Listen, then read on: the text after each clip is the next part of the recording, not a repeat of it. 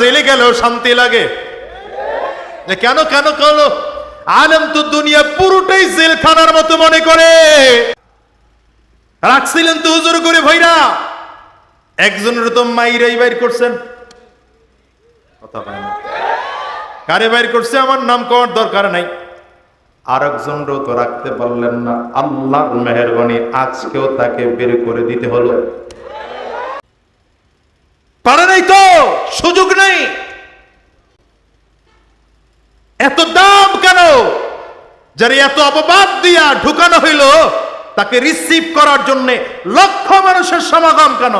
অপবাদ দিয়া কোরআন ওয়ালার কাছ থেকে মুহাব্বত ছিনিয়ে নেওয়া যায় না। আজকে আল্লামা মামুনুল হক সাহেব বাহিরে অথবা তিনি জেলে, এমন একটা দিন ফয়সালা হতে পারে আজাদিও জেলে যাবে, কারণ তোমার দাওয়াত জেলে দরকার। সুতরাং এটা নিয়ে আমাদের টেনশন নাই, আমাদের টেনশন উম্মত হিদায়াত পাইল কিনা। সূরা ফাতিহার পুরো আবেদনটাই বান্দা, এই আবেদনটা আল্লাহ তাআলা আয়াত হিসেবে নাজিল করে বান্দাকে শিখাইছেন যে তোমরা তো গোলাম, রবের কাছে চাইতে হয় কেমন তোমরা জানো না। রব তো বড়, গোলাম যদি গোলামের অবস্থান নিয়ে রবের কাছে চাইতে যায় ভুল হয়ে যেতে পারে। এই জন্য আমি আল্লাহ তাআলা চাওয়া পাওয়ার পদ্ধতিটাও শিখাই দিলাম, চাইবা কেমনে তাও আমি আল্লাহ আয়াত নাজিল করে বুঝাইলাম। এই জন্য সূরা ফাতিহার যতজন তাফসীর লিখেছেন সব মুফাসসিররা তাফসীর লিখতে গিয়ে এই হাদিসটা উল্লেখ করেছেন। নবী আলাইহিস সালাম বলেন আল্লাহ তাআলার পক্ষ থেকে, হাদিসে কুদসি হলো সেটা যেটা আল্লাহর কথা নবীজি বর্ণনা করেছেন। এই হাদিসে কুদসির মধ্যে রাসূলুল্লাহ সাল্লাল্লাহু আলাইহি ওয়াসাল্লাম বর্ণনা করেন, কসসামতুস সালাতা বাইনি ওয়া বাইনা আবদি নিসফাইন, কসসামতুস সালাতা বাইনি ওয়া বাইনা আবদি নিসফাইন, ইযা ক্বালাল আবদু আলহামদুলিল্লাহি রাব্বিল আলামিন قال الله عز وجل حمدني عبدي وإذا قال العبد الرحمن الرحيم قال الله عز وجل مجدني عبدي أثنى علي عبدي وإذا قال العبد مالك يوم الدين قال الله عز وجل مجدني عبدي وإذا قال العبد إياك نعبد وإياك نستعين قال الله عز وجل هذا بيني وبين عبدي ولعبدي ما سأل وإذا قال العبد اهدنا الصراط المستقيم صراط الذين أنعمت عليهم غير المغضوب عليهم ولا الضالين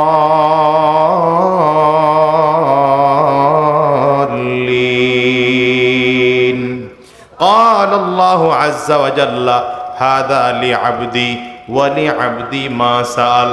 বান্দা নামাজের মধ্যে যখন দাঁড়ায় রব্বে করিম বলেন, নবী আরবি বর্ণনা করেন আল্লাহ তাআলা সূরা ফাতিহাকে নামাজের মধ্যে দাঁড়ায় বললে বান্দার মাঝে আর আল্লাহর মাঝে সমান করে দুইটা ভাগ করে নেয়।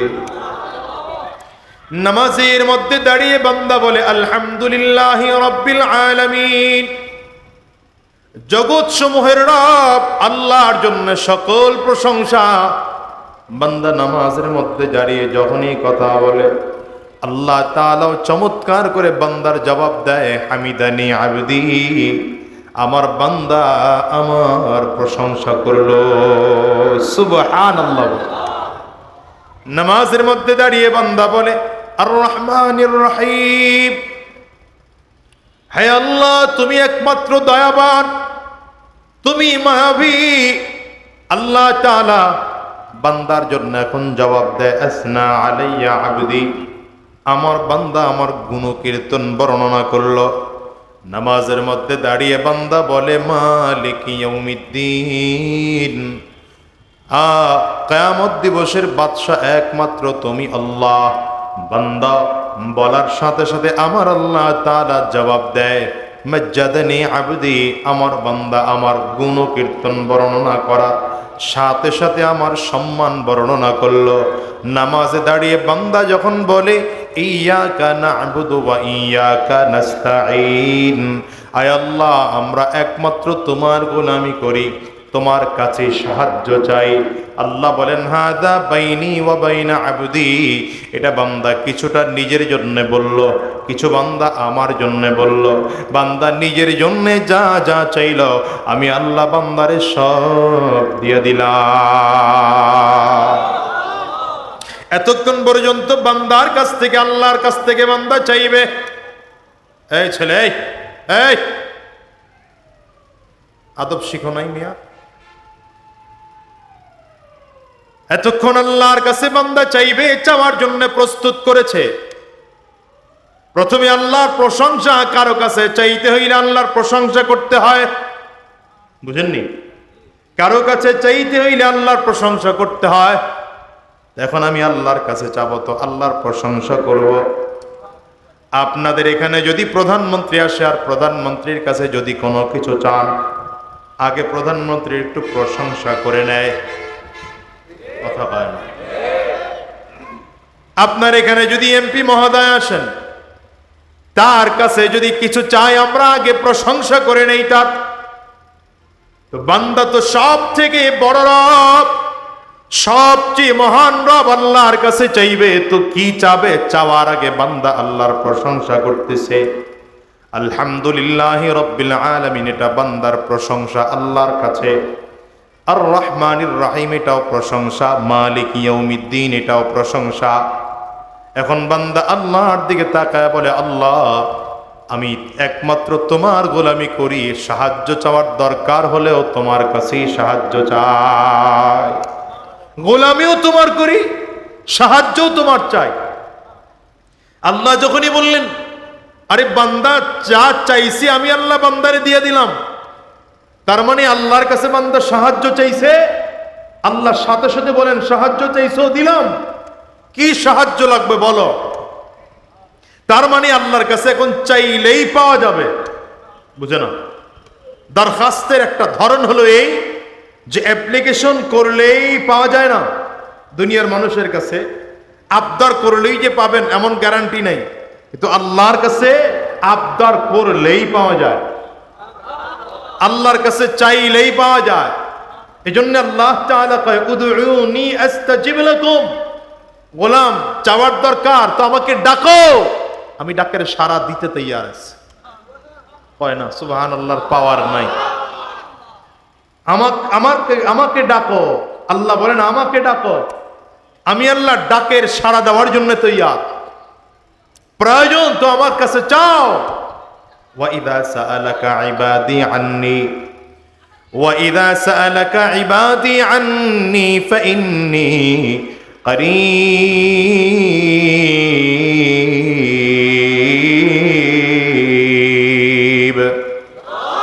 বান্দা চাওয়ার দরকার তো আমি আল্লাহর কাছে চাও।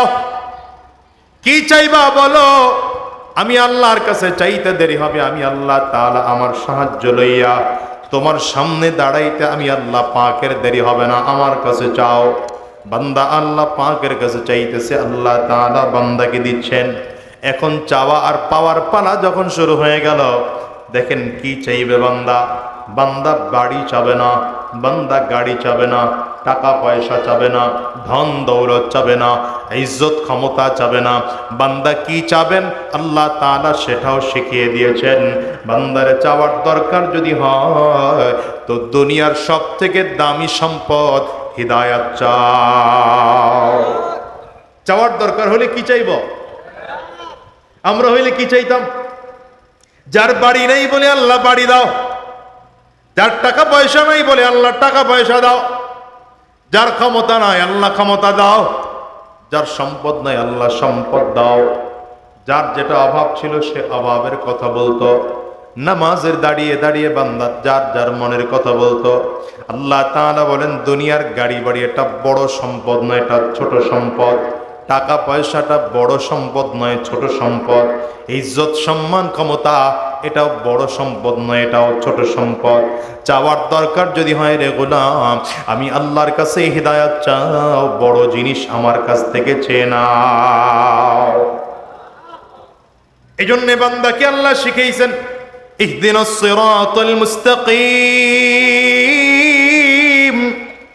সিরাতাল লাযীনা আন'আমতা আলাইহিম গায়রিল মাগদুবি আলাইহিম ওয়ালাদ-দাল্লিন। আয় আল্লাহ তাআলা, তুমি আমাকে হিদায়াত দাও, হিদায়াতের রাস্তায় পরিচালিত করো। কোন রাস্তাটা হিদায়াতের রাস্তা? যেই রাস্তায় চলার পরে তাদের উপরে তোমার নিয়ামত বর্ষণ হয়েছে, এমন রাস্তায় আমাকে চালাও। আয় আল্লাহ, এমন রাস্তায় আমাকে চালায়ও না যেই রাস্তায় চলার পরে তোমার গজব নাজিল হয়, এমন রাস্তায় আমারে চালায়ও না। বান্দাকে আল্লাহ চাওয়ার কথা শিখাইছেন, তো শুরুতেই হিদায়াত চাওয়ার কথা শিখাইছেন, কারণ এটা পৃথিবীর সব থেকে দামি সম্পদ। কন্যা, এটা কিসের সম্পদ? এর চেয়ে দামি সম্পদ আর হতেই পারে না, এর থেকে দামি জিনিস আর হতেই পারে না। পৃথিবীর সব থেকে দামি সম্পদ হলো হিদায়াত। আপনার আমার কাছে যদিও টাকা পয়সা দামি, আপনার আমার কাছে গাড়ি বাড়ি দামি, আপনার আমার কাছে জমিন বড় দামি সম্পদ, আপনার আমার কাছে দুনিয়ার ইজ্জত সম্মান ক্ষমতা দামি সম্পদ। আমার আল্লাহ বলেন, গোলাম এগুলো দামি সম্পদ নয়, কারণ এগুলো দিয়ে দুনিয়ায় ক্ষণিকের জন্য কিছু উপকার পাওয়া যায়, স্থায়ী উপকার পাওয়া যায় না। আবার সম্পদ কারো কাছে চিরজীবন থাকেও না। অনেক ঘটনা এমন আছে, বিশাল সম্পদওয়ালা কিন্তু অল্প দিনের মধ্যে রাস্তার ফকির হয়ে গেছে। আছে না নাই? জোরে বলেন। অনেক বড় ক্ষমতাওয়ালা হঠাৎ করে ক্ষমতা তার নাই, এমন ক্ষমতা হারিয়েছে, ক্ষমতা হারানোর কারণে হিসাব করে দেখেন অস্তিত্ব পর্যন্ত বিলীন হয়ে গিয়েছে। বাংলাদেশেও এমন ক্ষমতা আছে না নাই? বিশাল বড় প্রেসিডেন্ট, অপ্রতিদ্বন্দ্বী প্রেসিডেন্ট ছিলেন এরশাদ সাহেব, কিন্তু মরণের আগে অবস্থা এমন হলো তারে কেউ দাম দেয় না। কথা কয় না। কি বুঝাইলেন আল্লাহ? ক্ষমতার পিছনে দৌড়াও না, লাভ নাই, চিরস্থায়ী না। সম্পদও চিরস্থায়ী না, এগুলোর পিছনে দৌড়াইও না। যদি চিরস্থায়ীও না, আর দুনিয়ায় অল্প দিনের জন্য ক্ষমতা দিয়ে লাভবান হওয়া যায়, টাকা পয়সা দিয়ে দুনিয়া অল্প দিনের জন্য আরাম আয়েশ করা যায়, কিন্তু খেয়াল করেন, কাউকে টাকা পয়সা আরাম দিতে পারে না, সম্পদ কাউকে আরাম দিতে পারে না, শান্তি দিতে পারে না। যদি শান্তি দিত সম্পদ, তাইলে কোটিপতিদের কোনোদিন অসুস্থ হতো না, বরঞ্চ আপনার আমার চেয়ে সম্পদওয়ালারা বেশি অসুস্থ হয়। কথা কয় না। গরিব মানুষ সুস্থ বেশি, টাকাওয়ালারা অসুস্থ বেশি, ঠিক কিনা? কথা বল না। এই যে প্রচন্ড গরম, গরিব মানুষ এই গরমের মধ্যে ওই প্রচন্ড রোদের মধ্যে বসে বসে কাজ করতেছে, এরপরেও দেখেন তাদের ঘাম পড়তেছে, অসুবিধা নাই। কেন? তাদের কাজ না করলে সংসার চলে না। বড় লোকের দিকে তাকায় দেখেন, এসি রুম থেকে বের হতে পারে না, অসহ্য গরম, এরপরে কত অসুস্থতা। করোনার মধ্যেও দেখছেন, করোনা বড় লোকদের বেশি হইছে, গরিবদের করোনা হয় না। সম্পদওয়ালা যদি সম্পদ দিয়ে যদি দুনিয়ায় শান্তি পাওয়া যেত, তাহলে সম্পদওয়ালার অসুস্থতা হতো না, বরঞ্চ সম্পদওয়ালার অসুস্থতা আপনার আমার চেয়ে কম না বেশি? সম্পদওয়ালার ঘরে গিয়ে দেখেন শান্তি নেই, কোটি কোটি টাকার মালিক কিন্তু শান্তি নেই। কেন শান্তি নেই? কারণ শান্তি টাকায় আসে না, ক্ষমতায় আসে না, ইজ্জত দৌলতে শান্তি আসে না। কিন্তু গুলিস্তানে গেলে দেখবেন ফুটপাতের মধ্যে ঘুমাইতেছে কুকুরের পেটের উপরে মাথা দিয়া।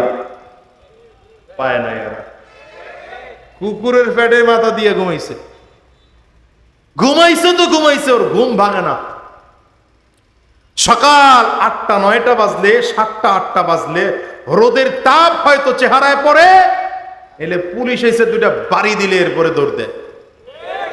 এটাকে ঘুম ভাঙে না, ওর কি আরামের ঘুম। আরে ধুলা বালি ময়লা কত কিছু, বৃষ্টি রোদ, এর মধ্যে ঘুমাইতেছে। আর বড় লোক এসি রুম, 3-4 জন সিকিউরিটি গার্ড, আরে শীতের দিনে হিটার, এরপরে ঘুম তো আসেই না। সাইকেলের টায়ার বাস্ট হইল, 3 হাত লাফ দিয়ে ওঠে, বোম মনে হয় ঘুরলো।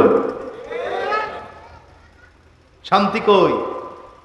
হ্যাঁ না, সম্পদে শান্তি আসে না, ক্ষমতায় শান্তি আসে না, ইজ্জতে শান্তি আসে না, গাড়ি আর বাড়ি মালিক হলে শান্তি পাওয়া যায় না। শান্তি আসে ইসলামে। শান্তি আছে কোথায়? ইসলাম হলো চিরদিনের শান্তি সুখের নিশানা, ইসলাম ছাড়া অন্য সবই জাহান্নামের ঠিকানা। কোন? ইসলাম হলো চিরদিনের শান্তি সুখের নিশানা, ইসলাম ছাড়া অন্য সবই জাহান্নামের ঠিকানা। কেউ বা করে গণতন্ত্র, কেউ বা সমাজতন্ত্র, কেউ বা করে গণতন্ত্র, কেউ বা সমাজতন্ত্র, আসলে সব পেট পূজায় আর ভণ্ডামি আর বাহানা, ইসলাম ছাড়া অন্য সবই জাহান্নামের ঠিকানা, ইসলাম হলো চিরদিনের শান্তি সুখের নিশানা, ইসলাম ছাড়া অন্য সবই জাহান্নামের ঠিকানা। ইসলামের মধ্যে শান্তি, হিদায়াতওয়ালা মানুষের মধ্যে শান্তি। যেই মানুষের মধ্যে দ্বীন আছে, হিদায়াত আছে, ঈমান আছে, খুঁজে দেখেন তার শান্তির অভাব নাই। যদিও সম্পদ কম, টাকা কম, ক্ষমতা কম, এই যে হুজুরগোর টাকা নাই, ক্ষমতা নাই, সম্পদ কোনো কিছুই নাই, কিন্তু খুঁজে দেখেন হুজুরদের শান্তির কোনো অভাব নাই। অনেকে তো মনে মনে বলেন, হুজুর মানুষের বাড়ি খান তো টের পান না। মানুষের বাড়ি তো আমরা খাই না, আল্লাহ খাওয়ায়। কথা কয় না, মানুষের বাড়ি তো আমরা খাই না, আল্লাহ খাওয়ায়। কথা কন না কেন? হ্যাঁ, আলেমরা জেলে গেলেও শান্তি লাগে। কেন কেন কেন? আলেম তো দুনিয়া পুরোটাই জেলখানার মতো মনে করে। সেখানে যদি আমার জেলখানায় ঢুকে যায় তো অসুবিধা নাই, বের করলেও অসুবিধা নাই। কথা কন না কেন? এই জন্য হিসাব করে দেখেন, ওলামায়ে কেরামদেরকে একদল লোক আছে জেলে ভরে রাখতে পারলে খুব খুশি হয়, কিন্তু যুগের পরিবর্তনে বোঝা যায় বেশি দিন জেলখানায় টিকা রাখা যায় না, একদিন না একদিন ছাড়তেই হয়। রাখছিলেন তো হুজুর করে ভৈরা, রাখছিলেন তো হুজুর করে ভৈরা, একজনের তো মাইরাই বাইর করছেন। কথা হয় না, কারে বাইর করছে আমার নাম করার দরকার নাই। আরেকজনও তো রাখতে পারলেন না, আল্লাহর মেহেরবানি আজকেও তাকে বের করে দিতে হলো। আমরা জেলে গেলেও আমাদের আফসোস নাই, বাহিরে থাকলেও আফসোস নাই, কারণ আমরা মনে করি দাওয়াতের কাজে জেলেও কিছু ওলামায়ে কেরামদের যাওয়ার দরকার আছে, দাওয়াতের কাজে বাহিরেও কিছু ওলামায়ে কেরামদের যাওয়ার দরকার আছে। আজকে আল্লামা মামুনুল হক সাহেব বাহিরে অথবা তিনি জেলে, এমন একটা দিন ফয়সালা হতে পারে আজাদিও জেলে যাবে, কারণ তোমার দাওয়াত জেলে দরকার। সুতরাং এটা নিয়ে আমাদের টেনশন নাই। আমাদের টেনশন উম্মত হিদায়াত পাইল কিনা, আমার ঘরে হিদায়াত আসলো কিনা, আমি দ্বীনের রাস্তায় চলতে পারলাম কিনা, কোরআনের পথে আমি চলতে পারলাম কিনা, আমার মধ্যে ঈমান আছে কিনা। গোটা উলামায়ে কেরামদের একটাই টেনশন, গোটা উলামায়ে কেরামদের একটাই পেরেশানি, গোটা উলামায়ে কেরামদের একটাই চিন্তা, আমাদের মধ্যে দ্বীন আছে কিনা, উম্মতের মাঝে দ্বীন আছে কিনা। এরা যদি জেলেও যায়, ওখানেও গিয়া জেলওয়ালা মানুষগুলো ভালো বানানোর ফিকির করে, ওখানেও মানুষগুলো কি ঈমানওয়ালা হিদায়াতওয়ালা বানানোর ফিকির করে। কথা কয় না কেন? এই জন্য আমাদের আকাবিরিনদের ইতিহাস হলো জেলখানায় রাই খাও সরকার কয় বাইরন, আপনি জেলখানায় থাকলে জেলখানার মানুষ ভালো হয়ে যাবে। কি কথা কন না কেন? আজকের খবর পাইছেন না? আল্লাহ তাআলা কোরআনের এই বিশাল বড় দায়ীকে দ্বীন ও ইসলামের জন্য কবুল করুন, আমিন কর। পারে নাই তো, সুযোগ নেই। এত দাম কেন? যারা এত অপবাদ দিয়া ঢুকানো হইল, তাকে রিসিভ করার জন্য লক্ষ মানুষের সমাগম কেন? অপবাদ দিয়া কোরআন ওয়ালার কাছ থেকে মুহাব্বত ছিনিয়ে নেওয়া যায় না। বুঝে না, এরা বুঝে না। আপনারা এই জন্য দৌড়ান ক্ষমতার পিছনে। আপনারা এই জন্য দৌড়ান দুনিয়ার পিছনে, আর হুজুররা দৌড়ায় কোরআনের পিছনে।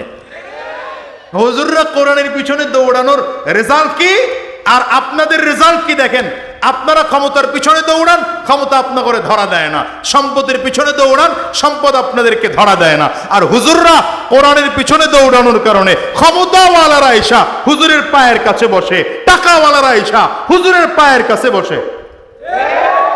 আমি তো মাঝে মাঝে উদাহরণ দিয়ে বলি, আমার এদেশে কত মানুষ আছে রাজনৈতিক ভাবে বছরকে বছর রাজনীতি করে, ক্ষমতা চোখেই দেখে না। আর আমি পীর সাহেব চরমনাই বলল এলাকায় গিয়ে ইলেকশন করো, মাত্র 6 মাস আগে, 6 মাসের রাজনীতিতে আমি এলাকার চেয়ারম্যান। অথচ আমার প্রতিদ্বন্দ্বী যে সে 22 বছরের রাজনীতিবিদ। কত বছরের? আপনারা তো ক্ষমতার পিছনে মেহনত করেন, আর আমি তো তাকায় দেখি এটা কিছু না, এটা কিছু না। এটা আমার কাছে এখন মজা লাগে না, আমার কাছে এটা কষ্ট লাগতেছে। ওইটার কারণে সারা বাংলাদেশে ঘুরে ঘুরে কোরআনের দাওয়াত দিতাম, ওখানে কষ্ট হয় আমার, এলাকায় সময় দেওয়া লাগে। তা আমি এলাকার মানুষকে বলি 22 বছর রাজনীতি কইরা ক্ষমতা চোখে দেখেন নাই, আর আল্লাহর মেহেরবানি আমি 6 মাসে। তার মানে কি বুঝাইতে চাইছি, এটা আমি আবার অহংকারী প্রকাশ করতেছি না, বুঝাইতে চাই কি এটা বুঝেন।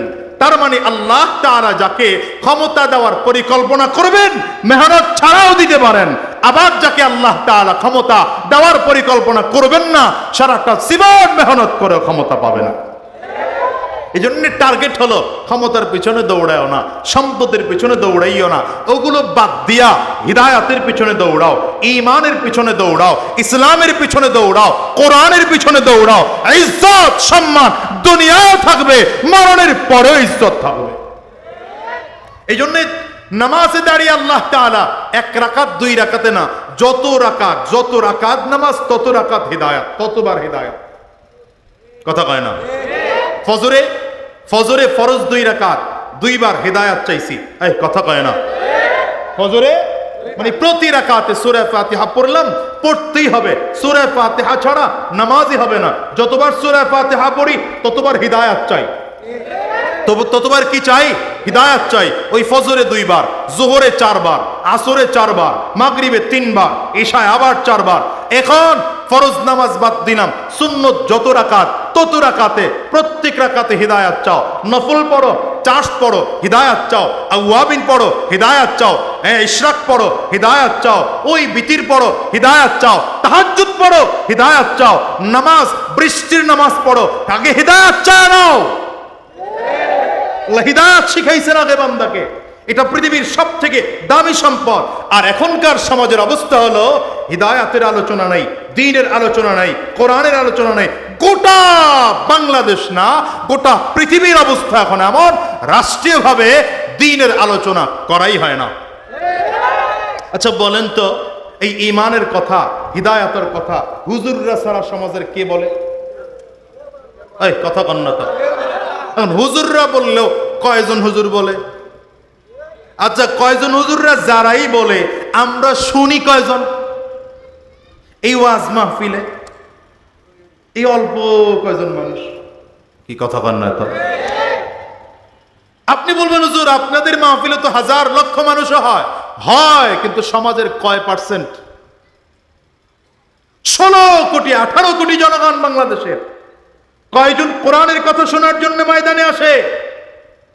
এই ছোট ওয়াজ মাহফিল গুলো, জুমার দিনের বয়ান, হাক্কানি পীর মাশায়েখদের খানকা, আর ওই জামাতে তাবলীগের মেহনত, এই অল্প কয়েক জায়গায় মাত্র ঈমানের মেহনত করা হয়, হিদায়াতের কথা বলা হয়, কোরআনের কথা বলা হয়। অথচ গোটা পৃথিবীর সব জায়গায় শুধু দুনিয়া দুনিয়া দুনিয়া, টাকা পয়সা, ধন দৌলত, ইজ্জত, ক্ষমতা, এটা নিয়ে চর্চা হয়। এখন বলেন আপনারাও যে আমাদের কাছে আইসা কথা শোনেন, কতক্ষণ? এই 1 বছরে এই এলাকায় মাত্র একটা মাহফিলের আয়োজন হইল, কতক্ষণ আলোচনা শুনবেন? সর্বোচ্চ সব আলোচকদের আলোচনা মিলায় 2-3 ঘন্টা। অথচ পুরোটা জীবনই তো চলতেছে দুনিয়া নিয়া। এই মানুষ দিনদার হবে কি করে? আর সাহাবায়ে কেরামদের জীবনের দিকে হিসাব করেন না, 24 ঘন্টা দিন নিয়ে আলোচনা, কোরআন নিয়ে আলোচনা, হিদায়াত নিয়ে আলোচনা, ঈমান নিয়ে আলোচনা। আর এই জন্যই তো সাহাবীদের জীবনের দাম। সাহাবীদের জীবনের দাম কেন? এই জন্যই তো সাহাবীদের জীবনের দাম। আপনার আমার জীবনের দাম নেই কেন? এই জন্যই তো দাম নাই। কথা কয় না। আপনার আমার জীবনের দাম আছে কোনো দাম নেই। সাহাবীদের জীবনের বাইচা থাকা অবস্থায় দাম ছিল, মরণের পরেও দাম। আবু জাহাল সারা জীবন দুনিয়ার পিছনে দৌড়াইছে। আবু লাহাব, উতবা, সায়বা, উবাই, উমাইয়া, ফিরআউন, নমরুদ, কারুন, সাদ্দাত সব দুনিয়া নিয়ে দৌড়িয়েছে, হিদায়াতের পিছনে দৌড়ায় নাই। আজকে ওদের অস্তিত্ব দুনিয়ার মধ্যে নাই। কিন্তু আবু বকর সিদ্দিক রাদিয়াল্লাহু আনহু হিদায়াতের পেছনে দৌড়িয়েছে। সারাটা জীবন ঈমানের মেহনত করেছেন, হিদায়াতের মেহনত করেছেন। তাকাও আবু বকরের রওজ কবরের দিকে তাকাও। নবীর পাশে আবু বকর আরামে ঘুমিয়েছেন। হযরত ওমর জীবনভর ঈমানের মেহনত করেছেন। নবীর পাশে আরামে দুই বন্দুক নিয়ে আমার নবী ঘুমায় আছে। রহমাতুল লিল আলামিন শ্রেষ্ঠ মেহনত করেছেন, ঈমানের মেহনত, হিদায়াতের মেহনত। রাসূল আরবি সাল্লাল্লাহু আলাইহি ওয়াসাল্লামের বিরোধিতা যারা করেছে, এদের মরণ হয়ে গেলে লাশের অস্তিত্ব খুঁজে পাওয়া যাবে না। কিন্তু গোটা পৃথিবীর থেকে লক্ষ কোটি কোটি মানুষ আমার নবীর রওজা জিয়ারত করার জন্য মদিনায় যায়। এই কথা কও না, আওয়াজ কইরা চিল্লায় কও না, ঠিক কিনা? নবীর এত কেন দাম? আবু বকরের এত দাম, ওমরের এত দাম, ওসমান, আলী, সাহাবায়ে কেরামদের এত দাম কেন? কালো মানুষ বিলালের এত দাম কেন? কালো মানুষ গোলাম, এই গোলামের এত দাম। মূল দাম হওয়ার কারণ হলো এরা ঈমানের মেহনত করেছে, হিদায়াতের মেহনত করেছে, কোরআনের মেহনত করেছে। যাদের মধ্যে ঈমানের মেহনত থাকবে, কোরআনের মেহনত থাকবে, হিদায়াতের মেহনত থাকবে, দুনিয়া আখিরাতে দুই জায়গায় আল্লাহ সম্মান বাড়িয়ে দিবে। এই জন্যই তো বলি আলেমদের সম্মান যতই তোমরা হরণ করতে চাও, খোদার কসম কোনদিন পারবে না।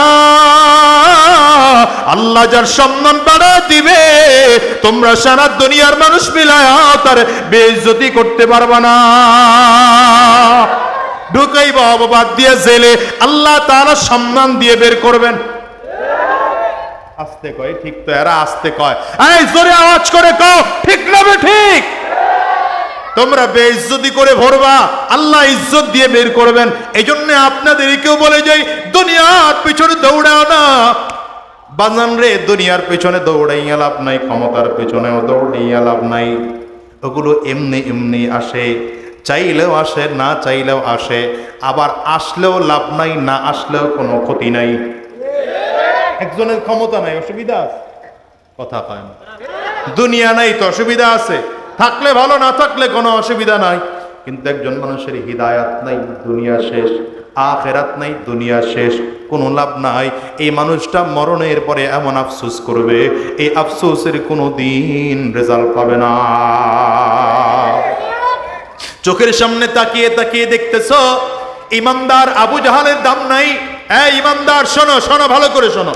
আবু জাহালের কবরের অস্তিত্ব নাই, আবু লাহাবের অস্তিত্ব নাই, উতবা সাহেবার অস্তিত্ব নাই, আবু জাহাল আবু লাহাবের অস্তিত্ব নাই, নমরুদ, কারুন, সাদ্দাত, ফিরআউন, হামানের অস্তিত্ব নাই। কিন্তু রাসূলুল্লাহ সাল্লাল্লাহু আলাইহি ওয়াসাল্লামের অস্তিত্ব আজও দুনিয়া আছে। যে আবু জাহাল আবু লাহাব আমার নবীকে গালি দিয়েছিল, মুহাম্মদ নির্বংশ হয়ে যাবে, আজকে সেই বদমাশগুলো নির্বংশ হয়েছে। আর আমার নবীর কোটি কোটি অনুসারী গোটা পৃথিবীর মধ্যে আছে। মরেও তো দাম মিয়া, মরেও দাম। নবীজি জমিন থেকে বিদায়, রাহমাতুল লিল আলামিন জমিন থেকে বিদায়। কিন্তু নবীজির রওজার সামনে দাঁড়াইলে আজও মনে হয় রাহমাতুল লিল আলামিন রওজার মধ্যে জিন্দা আছে। নবীজির রওজার পাশে গিয়ে সালাম দিলে মনে হয় যেন নবীজির সালামের জবাব নিচ্ছেন, অনুভূতি পাওয়া যায়। এই জন্য আশেক গুলো দৌড়ায় দুনিয়ার কোথাও না গেলে আবার নবীজির রওজার পাশে গিয়ে দাঁড়ায়। আল্লাহু আকবার। 24 ঘন্টা মানুষ আমার নবীর রওজার পাশে, আবু বকরের কবরের পাশে 24 ঘন্টায় মানুষ আছে, ওমরের কবরের পাশে 24 ঘন্টায় মানুষ আছে।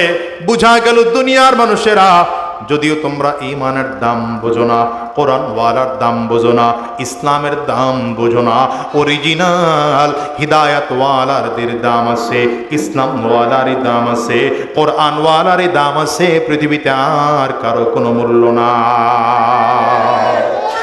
পথে চলবো, কোরআনের পথে চলবো। আয় রাজি তো? হিদায়াতের পথে চলবো। কারা হাত তোলেন? হাত তোলেন। হিদায়াতের পথে চলবো, কোরআনের পথে চলবো, ইসলামের পথে চলবো, দ্বীনের পথে চলবো। গোটা পৃথিবীর সব যদি আমার শত্রু হয়ে যায়, ইসলাম ছাড়বো না, কোরআন ছাড়বো না। ঠিক কিনা কথা কন না?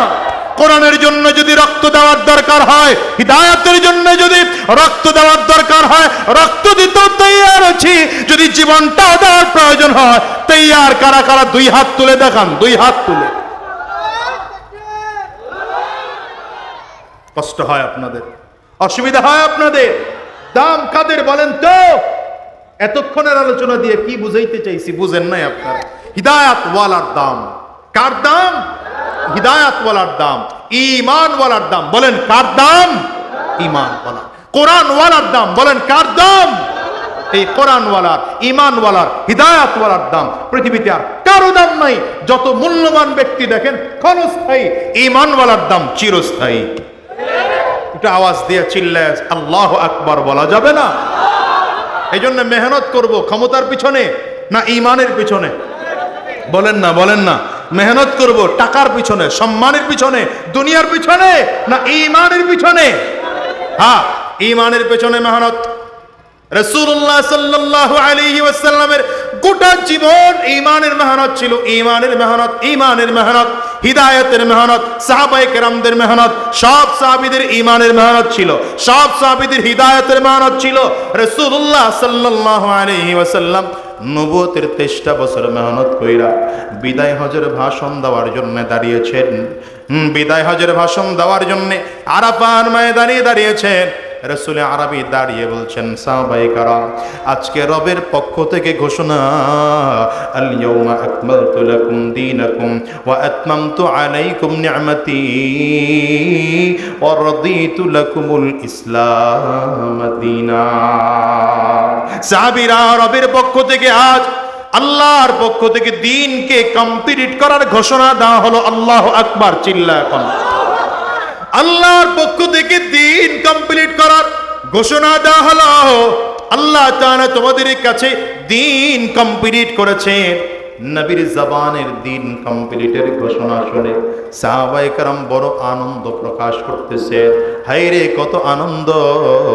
এই দ্বীনের জন্য সাহাবায়ে কেরাম কত মার খেয়েছে, এই দ্বীনের জন্য আবু বকর কত মার খেয়েছে, এই দ্বীনের জন্য উমর কত মার খেয়েছে, এই দ্বীনের জন্য কত সাহাবী রক্ত ঝরিয়েছে, এই দ্বীনের জন্য কত সাহাবায়ে কেরাম বদরের ময়দানে, উহুদের ময়দানে, হুনাইনের যুদ্ধে, খন্দকের যুদ্ধে শহীদ হয়েছে। সাহাবায়ে কেরাম বড় আনন্দিত। হঠাৎ করে তাকিয়ে দেখেন আবু বকর সিদ্দিক রাদিয়াল্লাহু আনহু ময়দানের একটা কিনারায় দাঁড়িয়ে চোখের পানি ফেলে কান্না করতেছে। সব সাহাবায়ে কেরাম গিয়ে বলে, ভাই আবু বকর, আমরা সব এত আনন্দ প্রকাশ করি, তুমি কেন চোখের পানিগুলো ফেলে ফেলে কান্না করো? আবু বকর সিদ্দিক রাদিয়াল্লাহু আনহু বলেন, ভাই, নবী কি বলেছেন তোমরা কি শোনো নাই? রাহমাতুল লিল আলামিন বলেছেন, আমার নবীর কাছে আল্লাহ ঘোষণা দিয়েছেন দ্বীন কমপ্লিট। আমার নবী তো দুনিয়া আসছিলেন দ্বীন কমপ্লিট করার জন্য, ইসলামকে পরিপূর্ণ করার জন্য আসছিলেন। তার মানে আমার নবীজির দায়িত্ব শেষ হয়ে গিয়েছে। বোঝা গেল নবীজি আর বেশি দিন দুনিয়ায় থাকবেন না। নবীজি অল্প দিনের মধ্যেই জমিন থেকে বিদায় হয়ে যাবেন। আবু বকর সিদ্দিক রাদিয়াল্লাহু আনহু বলেন, আমার দিলে বড় আফসোস হয়, আমার নবী যদি বিদায় হয়ে যায়, বাকি জিন্দেগি আমি কেমন করে কাটাবো? নবী মক্কায় ছিলেন, আমি আবু বকরও মক্কায় ছিলাম। নবীজি হিজরতে ছিলেন, আমি আবু বকরও হিজরতে ছিলাম। নবীকে ছাড়া ওই একটা রাতও আমি কাটাই নাই। আমার নবী মদিনায় ছিলেন, আমিও মদিনায় ছিলাম। নবীজি বদরের যুদ্ধে, আবু বকর আমিও বদরে ছিলাম। নবীজি ওহুদের যুদ্ধে, আমি আবু বকর ওহুদের যুদ্ধে ছিলাম। নবীজি খন্দকের যুদ্ধে, আমি আবু বকর খন্দকের যুদ্ধে ছিলাম। নবী যেখানে, আমি আবু বকরও সেখানে ছিলাম। আজকে নবী ছাড়া কেমন করে আমি আমার জীবন কাটাবো? আজকে আমার নবীর ঘোষণা দ্বারা মনে হয় বেশি দিন আর নবী জমিনের মধ্যে থাকবেন না। আমার নবী বিদায় হয়ে যাওয়ার পরে আমি আবু বকর দুনিয়ায় জীবন কাটাতে পারবো না। এই জন্য চোখের পানিগুলো ফেলে ফেলে কান্না করি। সাহাবায়ে কেরাম আবু বকরের কান্না দেখা তারা চোখের পানিগুলো ফেলে ফেলে কাঁদে। হায়রে, নবী বুঝি অল্প দিনের মধ্যে জমিন থেকে বিদায় হয়ে যাবে। সাহাবায়ে কেরামদের কান্না দেখে রাসূল আরবি দাঁড়িয়ে বলতেছেন, এ সাহাবীরা সাবধান, কান্না করো না। নবীরা জমিন থেকে বিদায়, আমিও জমিন থেকে বিদায় হয়ে যাব। আমিও দুনিয়ায় থাকবো না। কোন নবীরাই জমিনে থাকতে পারেন নাই। নবীরাও জমিন থেকে বিদায়, আমিও বিদায় হয়ে যাব। তবে অন্যান্য নবীদের বিদায় হওয়া, আমি নবীর বিদায় হওয়া এক নয়।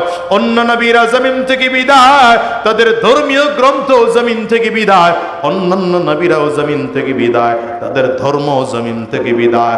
আমি নবী যদিও জমিন থেকে বিদায় হয়ে যাব, আমি নবীর দ্বীন জমিন থেকে বিদায় হবে না। আমি নবী যদিও জমিন থেকে বিদায় হয়ে যাব, আমি নবীর কুরআন জমিন থেকে বিদায় হবে না। তারাকতু ফীকুম আমরাইন লান তাদিল্লু মা তামাসসাকতুম বিহিমা কিতাবাল্লাহি ওয়া সুন্নাত রাসূলি। রাসূল আরবি বলেন, আমি তোমাদের মাঝে দুইটা জিনিস রেখে গেলাম। আমি নবী যদিও বিদায় হয়ে গেলাম, কিন্তু তোমাদের মাঝে কোরআন রেখে গেলাম, আমি নবীর সুন্নাহ রেখে গেলাম। এই দুটো জিনিসকে যদি মজবুত করে ধরে রাখতে পারো, জীবনভর কোনো দিন তোমরা পথভ্রষ্ট হবে না। দুনিয়ার মুসলমানেরা নবী জমিন থেকে বিদায়, হায়রে নবীর সাহাবীরা জমিন থেকে বিদায়, তাবিঈন বিদায়, তাবিঈ তাবিঈনরাও বিদায়, আইম্মা মুজতাহিদিন, উলামায়ে মুতাকাদ্দিমিন, মুতাআখিরিন তারাও জমিন থেকে বিদায়। একটা সময় তো এমন ছিল বাংলাদেশের সিচুয়েশনে শায়খুল হাদিস আল্লামা আজিজুল হক রহমতুল্লাহি আলাইহি মানুষকে বয়ান করে শোনাইতেন। আজকে তিনিও জমিন থেকে বিদায়। ওই সদস্য সাহেব হুজুর বয়ান করে মানুষকে শোনাইতেন, তিনিও জমিন থেকে বিদায়। হাজী শরিয়তুল্লাহ রহমতুল্লাহি আলাইহি মানুষকে বয়ান করে শোনাইতেন, তিনিও জমিন থেকে বিদায়। হাফিজ জি হুজুর মানুষকে বয়ান করে শোনাইতেন, তিনিও জমিন থেকে বিদায়। আল্লামা শাহ আহমদ শফি রহমতুল্লাহি আলাইহি মানুষকে দ্বীনের কথা বলে বলে শুনাইতেন, তারাও জমিন থেকে বিদায়। ও দুনিয়ার মুসলমানেরা, আল্লামা জুনাইদ বাবু নগরী রহমতুল্লাহি আলাইহি মানুষকে বয়ান করে শোনাইতেন, তিনিও জমিন থেকে বিদায়। আরে কুতুবুল আলম কালো মানিক সৈয়দ ফজলুল করিম রহমতুল্লাহি আলাইহি মানুষগুলোকে দ্বীনের কথা বলে বলে শোনাইতেন, তিনিও জমিন থেকে বিদায়। যুগের পরিবর্তনে একের পর এক বড়রা বিদায় হয়ে গেল।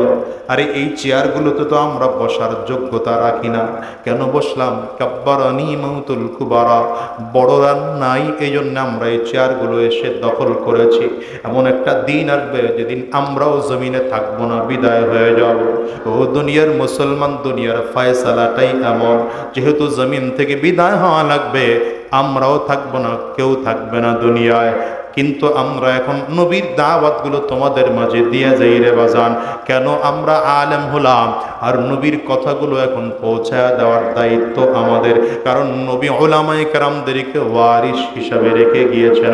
রাসূল আরবি কয়, ইন্নাল উলামা ওয়ারাসাতুল আম্বিয়া, উলামায়ে কেরাম নবীদের ওয়ারিস। নবীর ওয়ারিস হইয়া আপনাদের কাছে হিদায়াতের দাওয়াত দিয়ে গেলাম, কোরআনের দাওয়াত দিয়ে গেলাম, ঈমানের দাওয়াত দিয়ে গেলাম। দুনিয়ার পিছনে দৌড়াও না, ক্ষমতার পিছনে দৌড়াইও না, সম্পদের পিছনে দৌড়াইও না। দৌড়াইতে যদি হয় ঈমানের পেছনে দৌড়াও, হিদায়াতের পেছনে মেহনত করো, আরে কোরআনের পেছনে মেহনত করো। দুনিয়াও কামিয়াব, পরকালেও কামিয়াব। ঠিক কিনা কন্যা? কারণ দুনিয়ায় কেউ থাকার জন্য আসি নাই। আজ আসি আগামীকালকে থাকবো এমন কোনো গ্যারান্টি নাই। দুনিয়ায় আসার সিরিয়াল আছে, যাওয়ার কিন্তু কোনো সিরিয়াল নাই রে বাজার। আমি তো প্রায় বলি দুনিয়া আসার সময় আগে দাদা আসে, তারপরে বাবা, তারপরে সন্তান। যাওয়ার সময় এমনও হয় দাদা দুনিয়ায় থাকে, সন্ন্যাতি জমিন থেকে বিদায় হয়, বাবা দুনিয়ায় থাকে, সন্তান জমিন থেকে বিদায় হয়।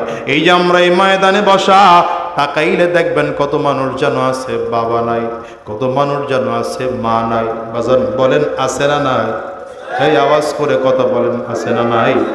আমি আজাদের ঘরেও তো আমার মা নাই। আমার মা আজ থেকে বহু বছর আগে জমিন থেকে বিদায় হয়েছে। 18 বছর হয়ে গেল। এই মাহফিলটার মোনাজাত করে দিলে হয়তো আপনারা বাসায় গিয়ে দরজায় টোকা লাগাইবেন, আপনাদের মা দরজা খুলবে। আমি আজাদি বাসায় গিয়া দরজার মধ্যে টোকা দিলে আমার মা দরজা খুলবে না। বাজান রে, মজলিসে আমার মতো কার কার মা নাই? একটু হাতটা উঁচা করে দেখা। বাবা কার কার নাই? আপনারাও হাতটা উঁচা করে দেখা। হাতগুলো তুলে রাখেন। আমার যুবকগুলো তাকাইয়া তাকাইয়া দেখুক মাহারা মানুষদের দিলের কষ্ট,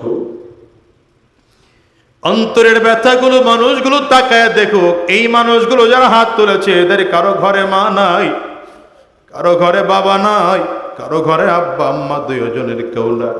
যুবক একটু তাকায় দেখি মানুষগুলোর চক্ষু দুইটা লাল হয়ে গেছে, কারো চোখের কোটায় পানি জমে গেছে, কারো গাল বেয়ে বেয়ে আবার পানি পড়তেছে। হায় রে মুসলমান, ভালো করে বুঝো, এমন একটা দিন আসবে তোমাকে আমাকেও জমিন থেকে বিদায় হওয়া লাগবে। জমিন থেকে বিদায় নেওয়ার আগে আগে রবের পাক্কা সাচ্চা গোলাম হয়ে বিদায় হব, ঈমানওয়ালা হয়ে বিদায় হব, হিদায়াতওয়ালা হয়ে বিদায় হব, কোরআনওয়ালা হয়ে বিদায় হব। দুনিয়ার পেছনে দৌড়াবো না, আখিরাতের পেছনে দৌড়াবো। কারা কারা তৈয়ার আছো বাজান? দুইটা হাত উঁচা করে আমার আল্লাহরে দেখাও। আওয়াজ দিয়ে চিল্লায় ডাকো আল্লাহ, জোরে ডেকে বলো আল্লাহ, চিল্লায় আরো জোরে বলো আল্লাহ, জবান খুলে আওয়াজ দিয়ে বলো আল্লাহ। সবাই মিলে আমরা ওয়াদা করলাম আর হারাম রাস্তায় চলবো না, শয়তানি রাস্তায় চলবো না, আর সুদের রাস্তায় চলবো না, ঘুষের রাস্তায় চলবো না, ঈমানের পথে চলবো, হিদায়াতের পথে চলবো, কোরআনের পথে চলবো, দ্বীনের পথে চলবো। আল্লাহ কবুল করে নাও, কবুল করে নাও, কবুল করে নাও। জবান খুলে বলো আমিন। আওয়াজ দিয়ে জবান খুলে বলো আল্লাহুম্মা আমিন। হাতগুলো নামান। আমার ভাইয়েরা, সময় প্রায় 9:45 বেজে গেছে। এখন আমার শ্রদ্ধেয় মানুষ হযরত মাওলানা মুফতি রাশেদুল ইসলাম রহমতপুরি ভাই খুব অল্প সময় কথা বলবেন। এরপরেই বাংলাদেশের নন্দিত ওয়াইজ, বিশ্বের অত্যন্ত পরিচিত মুখ, এদেশের লক্ষ যুবকের আইডল হযরতুল আল্লামা হাফিজুর রহমান সিদ্দিক কুয়াকাটা দামাত বরকাতুম ইনশাআল্লাহ চলে আসবেন। এখনো আপনারা